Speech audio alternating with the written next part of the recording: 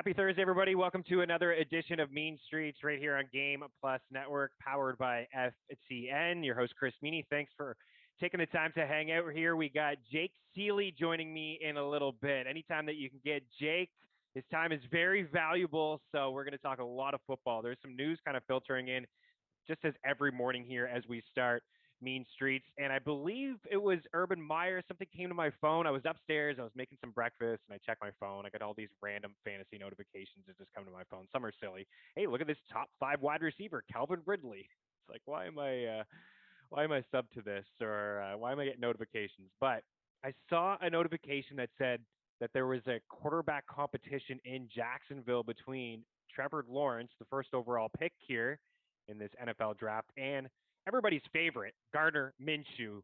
I couldn't believe it. It is indeed true. A reporter just asked what were the chances that it wouldn't be Trevor Lawrence week one, and basically Urban Meyer just saying that there was a competition. We'll get into it with Jake Seeley. I forget the exact quote here. He hasn't decided who will be week one starting between the two quarterbacks. I don't believe any of that. It is funny that we've talked so much about it on this show, the strong reports out of camp, the players who rise and fall just off the littlest things. And every Wednesday, I take a look at just the biggest risers and fallers. And when I noticed yesterday in NFFC drafts, it was Tua, who had fallen from quarterback 22 to 25, which I was so surprised because we just started hearing those positive reports about Tua Tagovailoa and how he's looking pretty good and healthy. And I was like, wow, he fell down 3 spots. That report, and just a week later, he's jumped up to the highest mark he's ever been in NFFC drafts, high stakes leagues over the last 2 weeks, quarterback 20 now. I want to get Jake's thoughts on all of that. Jake Seeley, senior writer of The Athletic. He is the co-host of the Athletic Fantasy Football podcast over at, of course, The Athletic, and then Bets TV, Bets Media on the Twitter machine. He is the host of All in Football. I join him on Mondays. Steffi Smalls joins on Tuesdays, and Jeff Ratcliffe of FCN joins on Wednesdays. So it's a great show. We'll talk about all that, what people can expect from that show, and just really get his thoughts on Tua and Miami. I believe he really likes Tua. We've had small conversations about Tua. I know I've had the same with Pat Mayo of the Mayo Media Network about Tua. He really likes him too. I think I'm maybe down on him just slightly, but he is moving up draft boards quite a bit here over the last week. So we're going to preview Miami and all the weapons, because Will Fuller has fallen more than any wideout over the past couple of weeks. He is suspended for week 1 of the season. We'll preview all Jacksonville as well with this news. There's no question. We have NFL preseason today, 2 games. We can get to it towards the end of the show, and not a lot of baseball action from 7 p.m. Eastern on. There's a few games that I like. If you're catching the early show here on Game Plus Network, check out ftnbets.com. Promo code Meaney, save yourself a little bit of cash, but I will have some baseball picks towards the end, because it is the Field of Dreams game tonight between the White Sox and the Yankees. That should be entertaining to watch here. But first, before we talk about that game and a couple prize picks and bring in Jake Seeley, I just wanted to give some love to ftndaily.com. This package that we're selling is $199 here for just probably, honestly, the rest of the day this evening. It's an early bird special. It includes everything, so many tools, 40 plus tools. You're going to have streams, you're going to have daily projections, rankings, just Discord chats with millionaire makers, people that have won the multimillionaire or the millionaire maker multiple times, which is just crazy to think. Not a lot of people have won it more than once. You have guys, Tucan has won it 3 times. So it's $199. It does seem maybe like it's expensive, but I always say this, it does pay for itself. I've heard a lot of subs say this, and you're going to have action all the way through preseason. We have content at ftndaily.com right now. Our guy Debro is taking care of it, and then throughout the season, and then throughout the playoffs as well. And it's going to jump up, I believe, I was told, like $30. So if you're sitting on the fence and you're thinking about it, head on over to ftndaily.com/pricing. If you have any questions, don't be afraid to hit me up at Chris Meaney. Let's talk a little baseball, Field of Dreams. I think this is pretty cool. The game happening tonight in Iowa, the first ever Major League Baseball game, just 3 hours away from Milwaukee, the closest baseball city. We got some picks. We'll talk about the game, and we'll talk about baseball movies. Producer Tino and I were chatting before the show about some of our favorite baseball movies. Jake Seeley's hanging by, though. Lots of football. Don't go anywhere. Mean Streets continues here on Game Plus Network.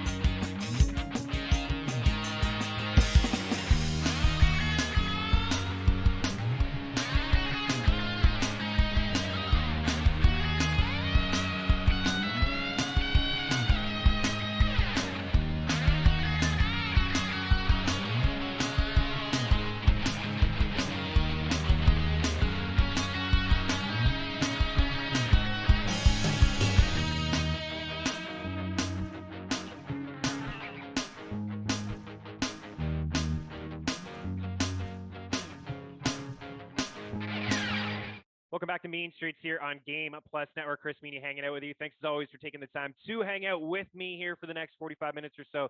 Jake Seeley is hanging by. We're going to preview the Jacksonville Jaguars, Miami Dolphins, also the Pittsburgh Steelers.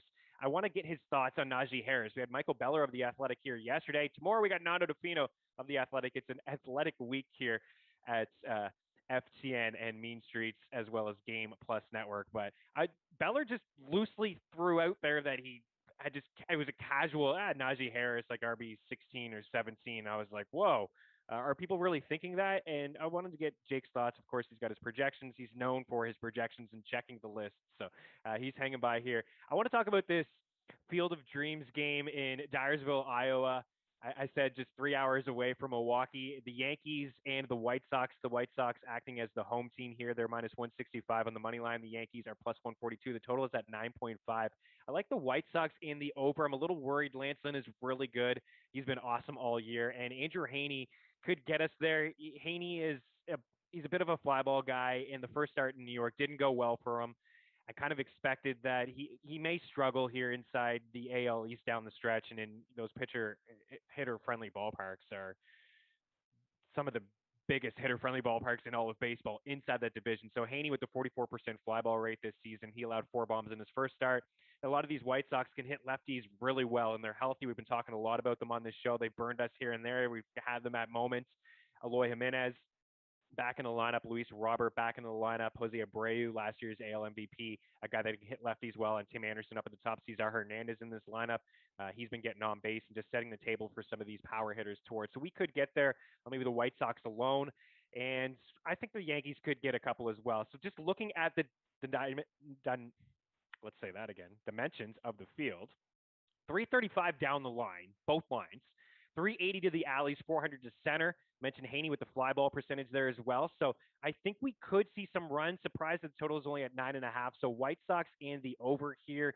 You can get that plus 358 using the prop shop over at ftmbets.com. Eloy plus 380 for a home run and Robert plus 410 for a home run. Righties have really just been an issue for Andrew Heaney now. He's probably going to rack up a few strikeouts. He really will. He could rack up 6, 7, 8 if he can go 6 strong. But he's going to give up some fly balls there. So Robert will be the long shot. I also like the Jays. We'll get to that in a little bit. But Field of Dreams, this is cool. So the movie it's a feel-good movie. It really is. I like it. It's not my favorite. We'll get into some favorites here with Tino in just a little bit. But it's a fun movie. It's a feel-good story. Shoeless Joe. The cornfield, if you build it, they will come. And clearly they've been working on this project in Iowa since 2019, and they had to dig up like 30,000 cubic yards of corn to get this in. And I've never been there. It'd be cool to go to the setting, and you can go and toss the ball around. And right next to it is the stadium here. It's going to hold 8,000 people. And Kevin Costner was throwing out some pitches today. I imagine he's going to throw a first pitch, but it is going to be pretty cool. But I wanted to bring in producer Tino here to just to see what some of his favorite movies are. We decided we are going to do just a 3-round snake draft. I guess we'll go double. So Tino, welcome in. Should we give you first pick on what you think is the best baseball movie out there? So it's your show, so I appreciate if you give me the first pick. I also want the people at home to know I am cautioning this White Sox bet today. It actually frightens me that we both like the White Sox and the over. I told you I bet this before I even realized what was at stake. I didn't know it was the Field of Dreams. I just bet it because Andrew Heaney was on the hill. So right. I don't know how this is going to go, but we're here to talk movies. So we somehow bet the White Sox again, and we're going to not a lot of games tonight either. Only 4 games here this evening, so we got to give the people a couple of bets. But yeah, you've been telling me easy on the White Sox. It's slightly maybe overrated, but I can feel them tonight scoring some runs and hitting some bombs in the cornfield, in the the imagination from the movie Field of Dreams. So you got first pick. What's the best movie? Like, what's your go-to movie? Baseball movie? Yeah, I mean, the movie I've seen the most, and the movie I can watch the most, is no doubt my 1-1 has to be Major League. I think if you look at the cast too, the fact that there's Major League 2, I'll just throw an honorable mention because even though it's a sequel, wasn't that bad. It's very easy to slip up in the sequel. So Major League as a whole, solid baseball movie franchise, but Major League itself, it's too good. Wesley Snipes collecting his gloves, stealing bases, Charlie Sheen, Wild Thing. It's great. You got a love story in the first one. It has everything you need. It really that would be my first pick too. It is my favorite one as well. I've watched. It's always on TV. I always watch it. So good first pick. I can go back to back here. There's a couple I could go. You and I were chatting before movies that we've seen just so many times, like The Rookie, Rookie of the Year, Angels in the Outfield. Moneyball is. I'm gonna go back to back. So Moneyball is in there. Moneyball is a more recent one. I really like that movie. I think it's great. I think Pitt and Jonah, they do a really good job, both of them. They're in there. That's in there for me too. Fever Pitch is fun, but I can't go it. The Rookie. I'll go with The Rookie. Mm, And right there. So those the back to back. What do you got wow. next? So Moneyball is the first one you went with. I wanted to make sure I knew which one was going to be your one. Moneyball. All right. Yeah. So, all right. Well, this is an easy one, and then I'm going to have to think about my third one. But The Sandlot for sure is going to be my 1-2 here. Really love The Sandlot. Everything about it. Obviously, the Babe, Smalls. We got the pool scene. Just so many classic moments in that. The fact that you got to collect coins to go buy a new baseball, and they fake the signature. Everything about it. This is tough. All right. So I'm between here. And I want to go with the original Bad News Bears, but I'm going to give a shout out to a non-popular one here, and this is one we talked about beforehand just because it's hilarious. It's a newer one. We're going to go with the No No documentary that's on Netflix. Shout out to Doc Ellis. Yes, I'm going to put it in there because I've watched it a few times. It's a different wild card, but Doc Ellis infamously threw a no-hitter on acid, but hearing this man explain it is just everything. Like, to get that point of view and just how baseball was back then, it puts you in the moment, and it's honestly insane to think about. Just the fact that he was able to do it is nuts. And he did it often. He pitched on acid very often. So Yes, he did. Yes, he did, and he pitched well. Crazy. Good throw. I didn't think he would go there. Yeah. Speaking of docs, Malice at the Palace. I don't know if you had the chance to see that off topic here a little bit, but for any NBA fans with just back in the day, it's the untold story, just the big brawl in Detroit at the Palace there, between Ron Artest and Steven Jackson, and yeah, it's a great doc. It was really cool. I watched that just actually last night. I've yet to watch Hard Knocks, but I've watched that. Okay, so another pick here. Oh man, you got Sandlot off there. Oh man, there's so many good ones. Bill Durham. I had a couple written down here. Because you said it, I was gonna go Angels in the outfield, but you said it too casual, so I was like, all right, I can't go Angels in the outfield. It's too easy. I gotta, I went Sandlot. It's just you can't go name brand. You can't go name brand all three. You gotta throw a curveball in there. So. I like Bad News Bears. I like Fever Pitch too. It's got some moments, but Bad News Bears is in there. I'll round it out there. So we got three. What were your three? So we started with Major League. We got Sandlot, and then we're gonna go the No No documentary with Doc Ellis. And that one people can see pretty easy. I don't know if any of the other ones are on streaming platforms. No, you can't. Good stuff, Tino. Baseball movie, Field of Dreams. None of us said Field of Dreams. I do like that movie. It's a cool, fun story, but it isn't. I don't even know if it's Kevin Costner's best. For the love of the game, I thought was decent as well. But Bad News Bears, Sandlot, these are fun ones. No Angels in the Outfield, these are fun ones. I got some prize picks here on the way out, but it is the heavy hitters that we've been talking about here at the White Sox and just picking on Andrew Haney just a little bit. The promo code FTN, 100% deposit match of up to $100. We got free prize picks content every day over at ftndaily.com. Get in our free prize picks Discord channel. I will talk NFL soon. I just don't want to give any NFL with preseason some prize picks plays. I think I just want to give winners, and I think the best chance of giving some winners would be attacking baseball here tonight. So it's Eloy Jimenez at 8 is my favorite, and Abreu's at 7, pretty low. Both of these guys are going to be in the lineup here tonight. There's no question. I think we could see some of the young kids like Robert and Eloy try to swing for the fences, swing for the cornfield here today against Andrew Haney. So both of those guys, I like the over. And then Stanton's too low at 6 too. I know that Lance Lynn has been really good this season, but he's known to give up a long ball or two. And if anyone's going to be swinging for, again, the fences, it would be Stanton. So he's got the potential to shatter that 6 fantasy points. Like yesterday, we had Trey Mancini at 6.5. He only had a walk and a hit, and we still got it there. So if Stanton can get on base, maybe drive one in for us, we'll get the over. And then the Jays are in play today. It's Shohei and Jose Barrios, a great little pitching matchup here. The total's at 8.5. I'd like the under. We may have to sweat that out. The under 4 I could get behind in the first 5. But if you just go Jays and under 8.5, that's plus 242. And we gave the White Sox in the over 9.5. That's plus 358. Let's bring in Jake Seeley. We're going to talk about the Jacksonville Jaguars, the Miami Dolphins, as well as the Pittsburgh Steelers, and just all things football here. So don't go anywhere. Mean Streets continues here on Game Plus Network.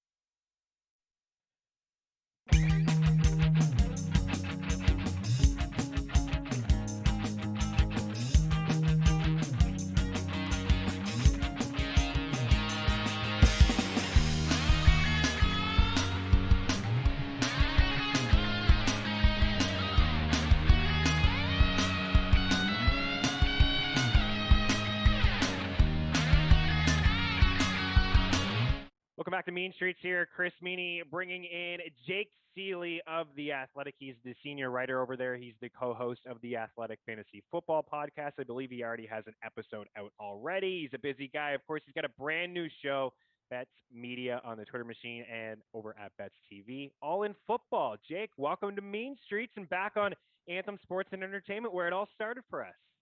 Yeah, it did all start first. Honestly, I feel like I've been going since then with how tired I am after the flex drafts in New York and everything. Like, man, I still haven't recuperated. I heard you put on a pretty good show. Everyone had good things to say. I'm not surprised. The last time I was there, it was a great, entertaining event. It Group was effort. awesome. Yeah, group effort. Yeah. Okay. Any big takeaways from the flex weekend? Surprisingly, I would say we always know the industry always pushes down quarterbacks. That's the one thing to never pay attention to our drafts because your home leagues are going to be better. But the difference was I was expecting more running backs to go heavier. In both industry drafts, the running backs fell a little bit further. So it seems though, as much as we've been talking this year about like how few bell cows there are and how important it is to get one in the first 2, even 3 rounds, the drafts when they came down to it is still a decent mix of wide receivers in there. So I would say, you might be able to find, we talk about the dead zone. Somebody, I forget who coined that on Twitter a few weeks ago. I don't want to take credit from them. Somebody else coined it. But that 4th, 5th round, you still might be able to get a top 20, 25 running back in that range just because people are still gobbling up the wide receivers. Yeah, well, Beller was on yesterday, your co-host from the pod, The Athletic. Tomorrow, have Nando DeFino on here, and we did mention, I listened to your pod about the dead zone. I thought that was a fun little experiment you guys did there, just drafting guys and looking for some upside and guys who could bust. We'll talk, I suppose, about a couple of those as we preview the Jaguars, Miami. I want to preview the Jaguars with you because of Urban Meyer in the comments here this morning. Oh, yeah. Oh, my goodness, just a second, hold on to that. And then Dak, I want to get to Dak, and I'm sure you talked about him as well in the pod. But I did a little fun experiment here, just a little fun exercise on the baseball movies because Field of Dreams tonight, the White Sox and the Yankees playing in the cornfield there in Iowa. If you build it, they will come. Favorite baseball movie? You got one? Yeah, I think it still has to be Major League. So I don't watch a lot of movies over and over and over again. I'm one of the, once I know what happens, like sports, once I know what happens, I can't watch it. I'm laughing. Barkley's just pulling toys out of the bin and dropping them on the floor. That's what she's doing in the background, my dog, for everybody. Ready to go, back at practice. Yeah, off the pup list. Yeah, that's getting ready for the season, just dropping everything all over the place. But yeah, I would have to say Major League. And then what you guys got upset about is I actually think The Sandlot is a little bit overrated. It's a great movie, but I think it's kind of lofted by the "You're killing me, Smalls," all the the catchphrases and all that type of stuff. If you go back and watch, it's still entertaining. I don't think it would make even my top 3. My second might be a little controversial. I say Rookie of the Year. I think because that's what we all wanted to do. We have a kid playing in the major leagues, and this kid gets to play in the major leagues because he breaks his arm and then he throws fastballs. Although we all know that throwing fastballs dead down the center of the plate, it would not succeed no matter how fast they were going. Yeah, no chance. But that was a good one. I can't believe we didn't draft it. We talked about it, Tino. I would have taken that one over Sandlot. We got Moneyball in there. We talked about Fever Pitch and the Angels in the Outfield, but we didn't go down that route. But Tino, Sandlot, overrated, bud. You heard it right there.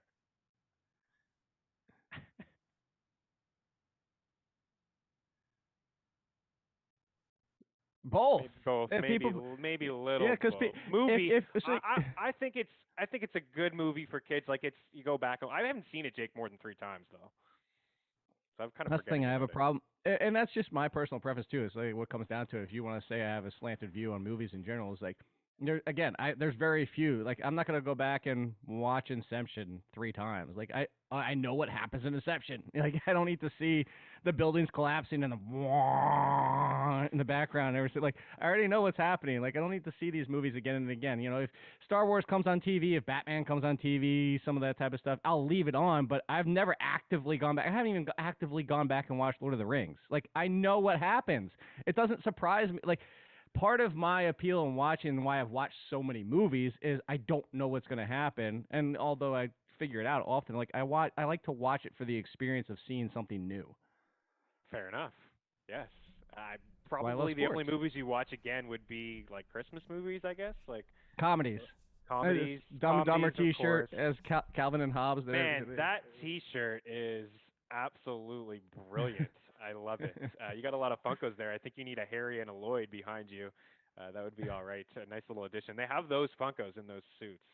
Great stuff. All right, let's talk a little football. The baseball game should be fun. I don't know. Somebody hit something in the cornfield. I want to see that. It's Please. only 3:35 down the line. Okay, both I actually lines. want to see somebody hit it to the quote unquote warning track and somebody come running out of the cornfield to catch it. There you go. Shoeless Joe right out of there. Yeah. Okay, Jaguars. Before I said earlier, Jake, at the start of the show, I was just up making some breakfast and the notification on my phone, and it was uh, quarterback competition in Jacksonville. I was like, oh, what happened? Who said something? Is this just a beat reporter saying something?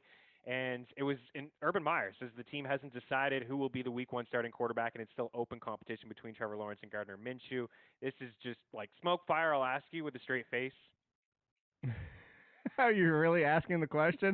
What if he struggles? There's been some reports that he has struggled. What if No. he does, was Urban Meyer this nuts that he wouldn't start Lawrence week one? I'll say that. I'll put it this way.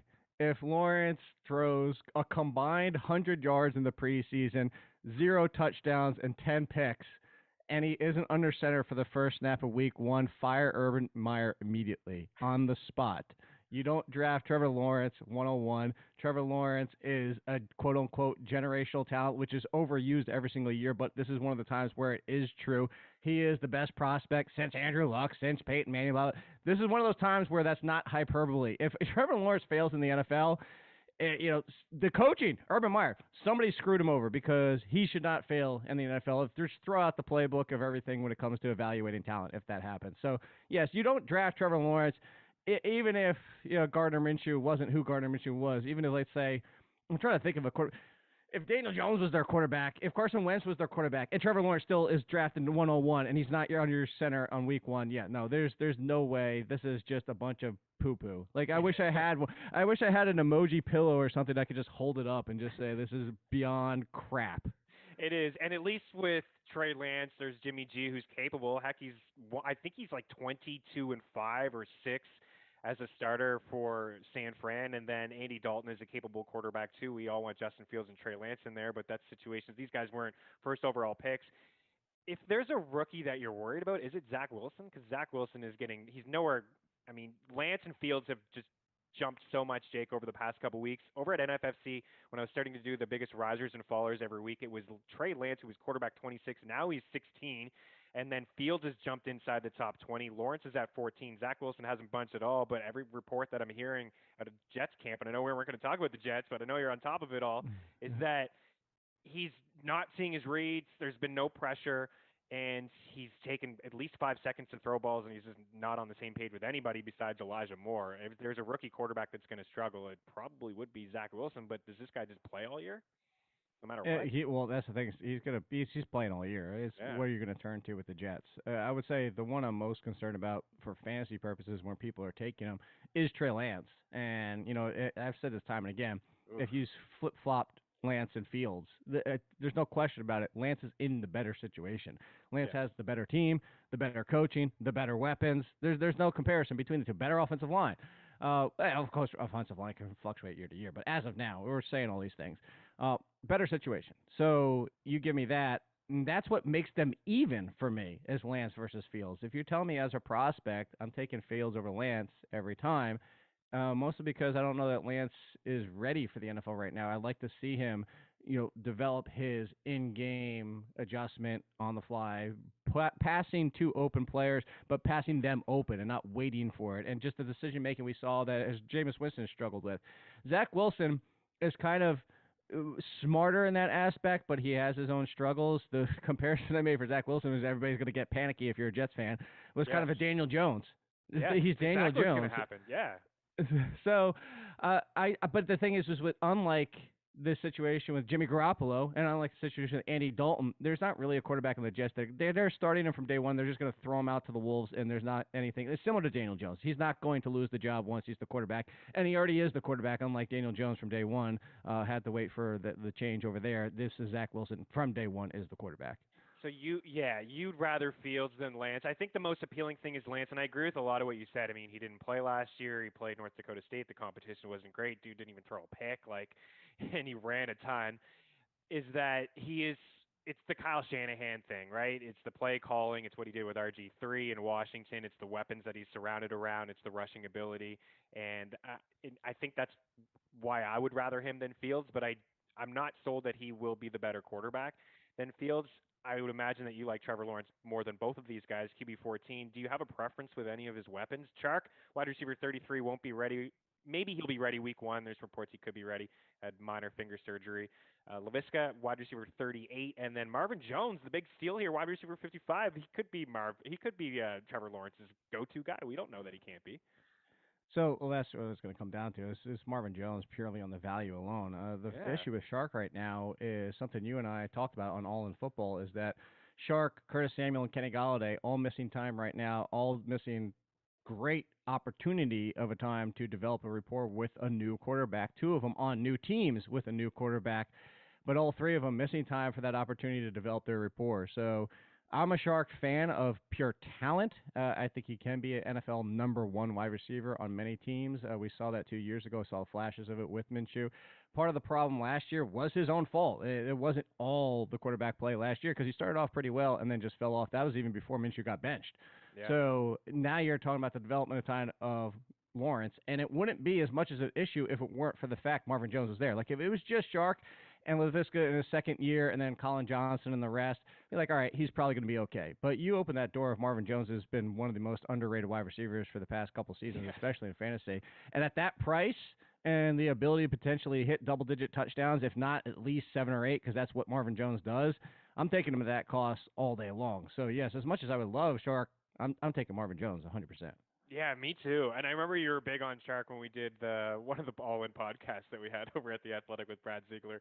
You guys were both in on him, but you were in on Shark, and I was a little on the fence. And last year, I think it was just the quarterback play. He rates pretty good over at FTN Daily, free air yards tool, ADOT, just catchable yards, but just yards that weren't caught because of deep balls that nobody really could connect with Shark. So I think he is still the deep ball option in the offense. But Marvin Jones has been a touchdown machine, and you said it perfectly. Another year where just nobody's really respecting them. I feel like the Jags are your squad. We got to take a break, and we'll move on from them. 130-1 to win the Super Bowl, plus 750 to win the AFC South, and these odds change. I think they were 9-1, and they went up with the Carson Wentz news, but according to reports, he's going to be ready to go week 1, plus 300 to make the playoffs. Their win total is over 6.5. But you got a long shot bet on the Jags, right? Who knows? I know you're a big Lawrence guy. Yeah, I did right after the Super Bowl. Games, it out maybe. They're going to be better in Houston, right? Yeah, that's not a question. I mean, that's most of the league's going to be better than Houston. All right, we got a break. We'll switch gears. Maybe one more thing about the Jags and ETN versus James Robinson, but we'll switch gears and really talk about Miami because I'd love to get Jake's thoughts on Tua. Don't go anywhere. Mean Streets continues here on Game Plus Network.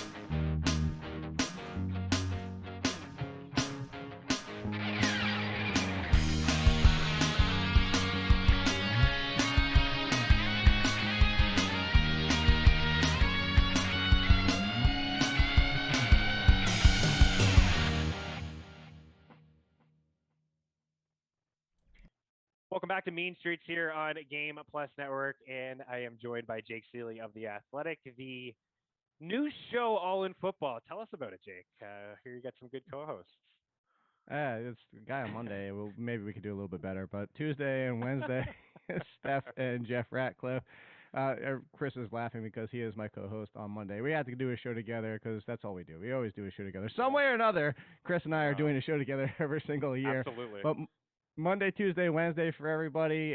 This is off-season time, but come the regular season, it's going to be Chris and I are recapping Sunday's action, and then Tuesdays will be waivers with Steph, and Wednesdays are rankings with Jeff, so we'll have you ready in the season, and we're getting ready up to the season, getting all the prep and draft strategies, all that type of stuff. We just recap the flex leagues to give you strategies out of that. But go check it out. And that's the same with Chris. Give both shows 5 stars. Subscribe to Best TV and FTN, all that type of stuff, so we can move up the charts and people can find us. Yes, absolutely. Well said. Bets TV. And people here watching on Game Plus Network probably familiar with Last Word Cheetah with Preston Johnson, also of Bets TV. That's at 4 Eastern here on Game Plus Network. So continuing the football talk here, Jake, we'll get into some cool things that you're doing over at The Athletic here in the next segment. Jags didn't really get to ETN, but I know that you were such a big James Robinson guy. We talked so much about Robinson before when you said all the shows that we ended up doing together here and there. Robinson was a big target of yours, and then they go and draft ETN here in the first round. Urban Meyer again said something ludicrous that night. I believe that I think he said third Carlos down running Hyde. back. He said something about Carlos Hyde. Now I do believe they'll have him third down and line him up in out wide slot here and there, and he's with his Clemson buddy Trevor Lawrence. What do you really project for ETN? Is he a low end RB2 with upside to be a high end for you as a rookie? No, ETN, yeah, ETN. ETN? I think that the comparison I made after that draft was, and a lot of people have made the same comparison since, but the Kamara and Latavius Murray. But the difference between it is that ETN's a lesser version for fantasy purposes in real life, but a lesser version of Kamara, and James Robinson's a better version of Latavius Murray, where you could actually use him in your flex, unlike Latavius Murray, which you're just waiting for a Kamara injury.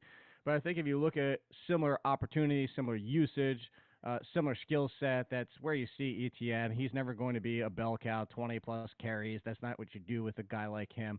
But the real question comes down to is that, there's a lot of pieces here. There's a lot of pieces of new players with Lawrence, ETN, Marvin Jones, as we talked about before. There's a lot of changing in the offensive style with Urban Meyer and the rest of his squad. So we can project and say, yes, ETN should be a solid, rock-solid RB2. But if they come out of the gates and struggle a little bit, maybe they go back to James Robinson a little bit more. And now ETN, not a third down back, but maybe he's more used in a 40% share versus being a 50-50 or even leading a little bit. So I think ETN can be the lead. I think he can touch the ball and be back there 50 to 60% of the time and get around 250-plus touches over the full course of the season. But it's certainly no guarantee. But I think the upside is he reaches RB1. The floor, in my opinion, would be 25th-ish. So solid floor for a rookie. Yeah, solid, very solid floor for a rookie, and a good comparison, I think, with Latavius. I like James Robinson too, man. I think he's a pretty good running back, and I think he's still going to get his touches. So in around that range, like Montgomery, Carson, Sanders, ETN, Josh Jacobs, Henderson, who stands out to you? Is it ETN? Carson always gets disrespected. How many conversations have we had about that? But out of those backs, is it ETN that stands out? I know you're a big Josh Jacobs guy. So you're talking about specifically in that group? In that group. It's Montgomery, Henderson. Carson. It's Henderson? Okay. Yes. So Emery Hunt, Emery Hunt, something he coined is smooth brain thinking. That means you're not using the folds where all your brain power is and your synapses and your so if you're smooth brain, you don't have that. You're not intelligent. It's the smooth brain thinking is you're overthinking. It's like, we're on Darrell Henderson. Oh, he's one of the best backups. Oh, if he can just stay healthy, look at all his talent. And everybody's talking about how good Henderson can and could be. And actually similar to ETN and similar to some of these other guys, no, he's not going to be a bell cow 20-plus carry guy because that's not who Henderson is. But neither is Austin Eckler. And we see what Austin Eckler can do. But we have everybody praising Darrell Henderson. Cam Akers gets hurt. And all of a sudden everybody's like, well, what about Xavier Jones? What about Calais? What about the answer's right in front of you. You were just talking about the answer for the longest time and praising him. He was underrated and such a great value pick. And don't forget Darrell Henderson in the 10th round. And then he's the lead guy, and all of a sudden nobody wants him. So, yeah, it's Darrell Henderson all day long for me in this offense, even before Stafford got there. I'm like Emery.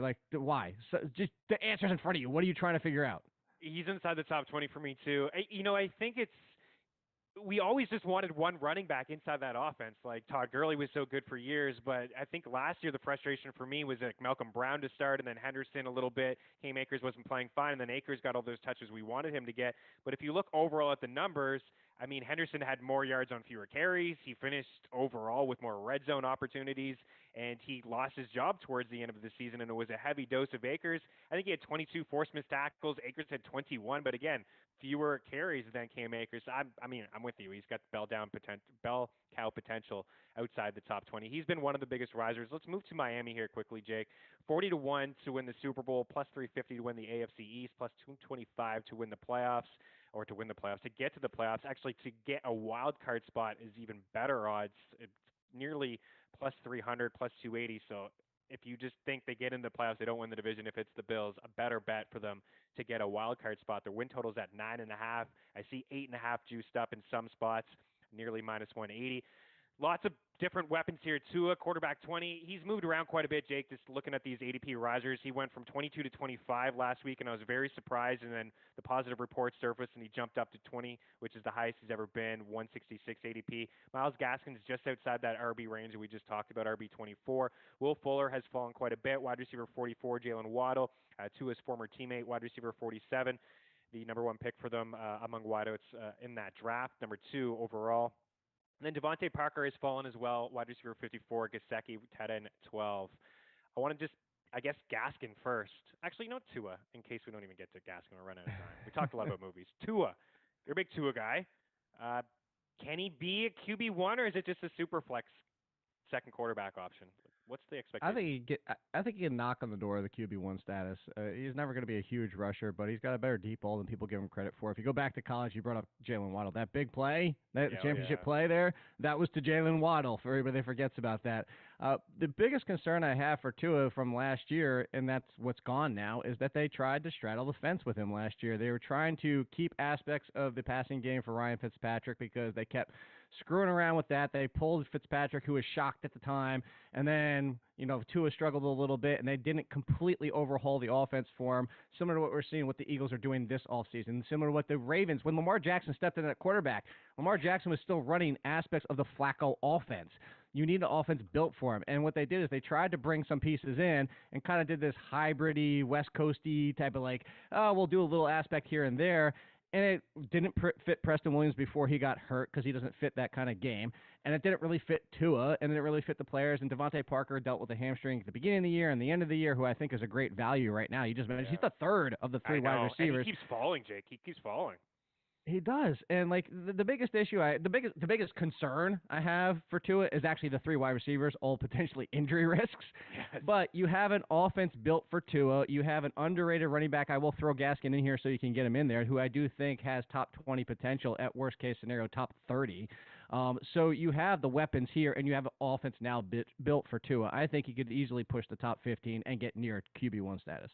Yeah, I don't think you can judge too much from last year. You're right. I mean, the offense wasn't fit to him as Fitzpatrick, and he didn't have a lot of games where he threw. I mean, the Week 17 game against the Bills was ludicrous. I don't know if you remember. I think he threw almost 60 passes, a bunch of picks, and it just wasn't like the other games. It was the outlier game. But there was one game against Arizona when him and Kyler were going toe-to-toe, and he was running around a little bit. But all reports, he's healthy. He's throwing that deep ball. Fuller, as I mentioned, has fallen. He's the guy that I get it. In a high-stakes leagues, people are not willing to put their money, even though you're shooting for upside in around the range that he's going. I think people would rather just a safer pick. But Parker is very interesting, and I'm intrigued with Waddle as well as an upside guy. Gaskin, again, so he was heavily targeted last year, I think because there just wasn't a lot of options in the passing game. 47 targets, 34 red zone opportunities per game. That's top 10 among running backs. He was limited, didn't play a ton of games. RB 13 overall in points per game. 41 catches, Jake. Average 4.7 targets and 4.1 catches per game over his 10 contests. Is it fair to say a slight decline with just the additions with the wide receivers? Yeah, I think that's really what you're looking at here. You're talking not specifically for Gesicki here, right?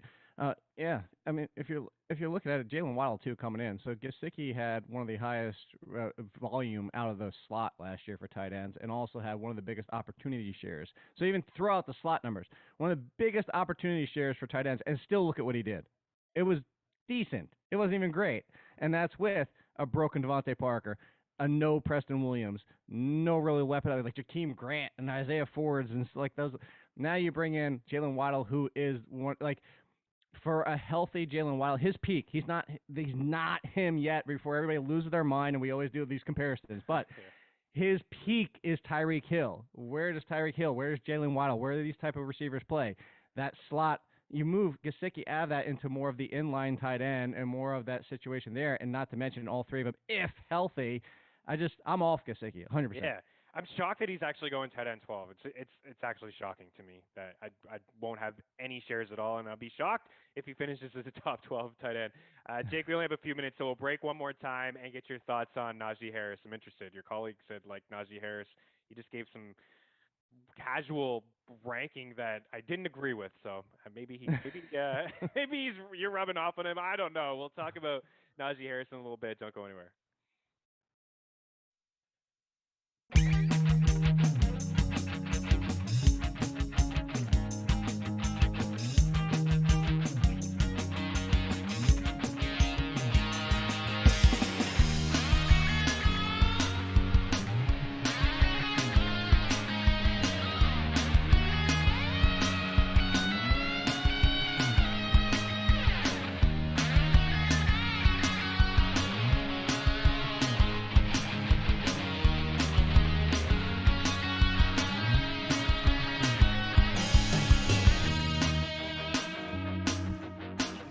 Chris Meaney and Jake Seeley here with you. One more segment on Mean Streets Game Plus Network. Jake of The Athletic. What's going on, man? Cool stuff always going on at The Athletic. You got your draft kit, you got your rankings, projections, customizable projections. You can change everything if I don't agree with your ranking of, Trey Lance being a top 10 quarterback.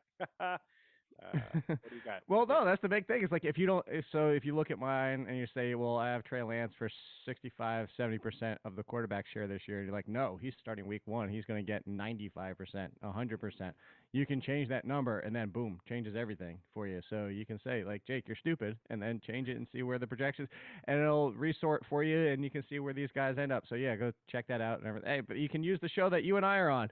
If you go to All in Sports, or not All in Sports, wow, All Show, like, this is how tired my brain is. Oh, my God. The Athletic. I know, that's an old show, too. TheAthletic.com/BetsTV of where we're on the other network of FTN. You can get a first month free, so you can go exploit that and just yell at me for free for a month. So there you go. Yes, please. Monday morning. I need to hear it, that you started Derrick Henry over Najee Harris in the 6-team league that you were in, and Jake had Henry ranked ahead of him. Always entertaining, for me at least, the questions that you get.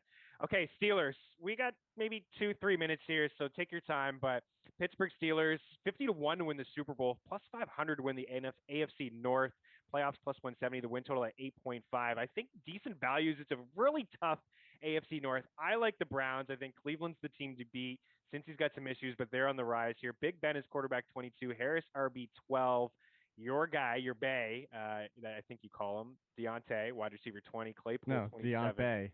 Deontay. Let's see. Okay, all right. There you Juju, go. wide receiver 29. Steelers, playoff team, do they have enough to win the division first? My biggest thing is, did it get past the Browns and the Ravens, or even just one of the two of them? So now you're wild card, and all the wild cards coming out of this division. I mean, there's just, two of the three now because there's 7. So, but yeah, it's a lot to ask. I could see it because it really comes down to if everything there is back to back. I really think like Ben is even 90% of what the Ben that we used to be. I could see it. It's definitely a tough division. And then you're also including the Bills and the Dolphins, the Titans, the Chiefs. It's just like, where does playoff spot come from? So it's almost like the Ravens or the Browns have to falter. I know the Titans and the Colts. One of those two are getting in. Maybe both of them could get in. The Steelers, there was two halves of their team. Like the defense, I still think is decent. The offensive line, everyone has questions. Big Ben is looking, I guess, I don't know, spry. He's looking a little bit better than he looked last year. So there's something. But I mean, look at that: Dolphins, Steelers, Chargers, and then the Colts or Titans. Three of those 4 teams can't make it. Or like at least two of them can't make it. I think if you're into long shot bets, I mean, 5-1 is okay. Super Bowl 50-1, maybe they add. They could hang around. They were good in the first half, but Ben just looked like he lost a little bit. And Cleveland just smacked them. And I think that was the change in the guard that playoff game. They just really got after Ben. I think that's just a change. I just love their roster so much. But this isn't about the Brownies. Najee Harris, where do you have him? I think Beller, I'm just joking with Beller. I think he only said RB 17, but he just casually put it in there. We're talking about other backs like, whoa, you watch a lot of rookie film. I like Harris. I'm not worried about the line. I think he can be a true bell cow in this offense. I know you've had conversations with the Tomlin and you followed this offense before as well. Where are you at with Najee Harris? A solid RB1? A solid RB1. Although, I mean, he's at RB12, but the thing is like the RB12 is a drop for me. Like there's a tier because now we're starting to talk after him, like Antonio Gibson, who I like plenty, but Antonio Gibson does have questions about his turf toe, about his usage. Is it going to increase in the passing game? Is he going to have the touchdown success that he had? But so I bring all that up just to say it's Najee Harris at 12, and that sounds like, oh, solid RB1. You just said he's 12. Well, but again, there's a tier. There's like he is the last of the RB1s I would trust. And honestly, if you want to take him a spot or two higher than I even have him, I have no problem with that. I originally had him at 10, and then just some off-season projection tweaking, and that's how close that gap is. When it comes to he's in a bell cow offense, an offense and Mike Tomlin that's what they want.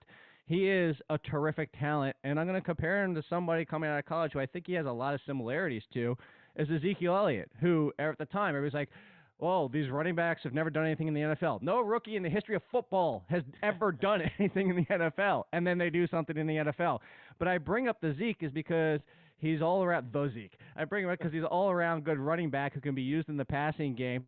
The reason, and at the time you can go back and look, I had Zeke as a top 5 running back. The reason Harris isn't top 5 is only because of the offensive line. All the similarities of bell cow usage, passing game usage, talent on paper, evaluation coming out of college, the team as a whole, everything's there. The offensive line is the difference. So you ding them a little bit. But every single year we see bottom 5 offensive lines produce top 12 running backs because what do we want, Chris? What do we want in fantasy? We want volume. 300 plus touches coming from an elite level talent. I'm taking that every single time.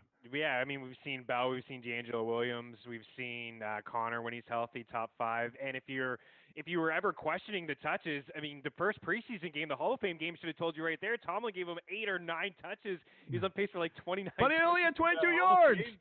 Yeah, whatever. And there may be games like that too, but Big Ben and dumping it off. I think he's on his way to maybe. I think the floor for me would be 40. We don't have enough time to get into projections. Follow Jake on Twitter. Sign up at The Athletic. Get those projections. Get those rankings. It's very affordable. Follow the sheet. Follow the show, the new show, All in Football. Yeah, crap all over them. We got the over on Harris at 925 yards on the ground. I think he gets that. I think he gets 50 catches. I'll say that. I think he gets 50. And I would adjust your rankings, Jake, if you don't have him at 50. Always a pleasure, dude. We got to get out of here. We got baseball picks on the way. All in Kid. Again, check out All in Football on Monday, Tuesday, and Wednesday with Jake Seeley. Don't go anywhere. Baseball picks next here on Game Plus Network.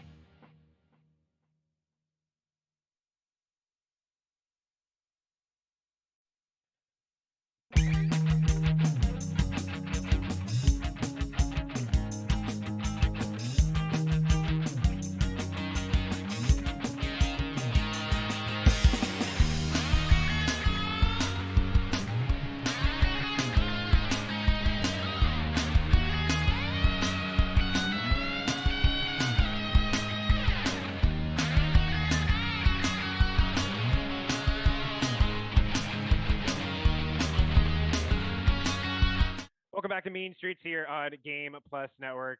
Always a pleasure to talk to Jake Seeley and just kind of pick his brain. Again, you're already following him, I'm sure, but at All In Kid and all of his stuff over at The Athletic. And also, we only got about a minute here. Just to recap some of the picks, I like the White Sox in the over here tonight. I'm going to really enjoy this game, the Field of Dreams game here tonight. And I like the Jays with Barrios on the bump and the under with Shohei Ohtani. The Jays offense is sparkling, but I think Ohtani can keep them under that 8.5.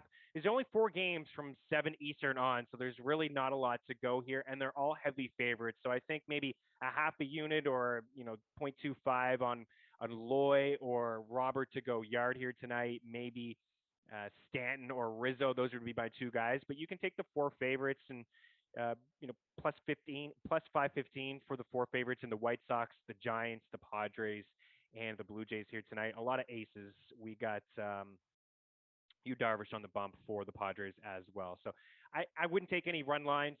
I know you always want to juice up the odds a little bit, but take those 4 on the money line. That's plus 515, and I think Aloy does indeed go deep. PrizePicks.com promo code FTN. I am out on Tua. I'm not interested at all. I think it's going to be next year. I'm out on all of Miami. Gaskin's a good value though. All right, we'll be back tomorrow with Nando DeFino. Have a good one. Cheers.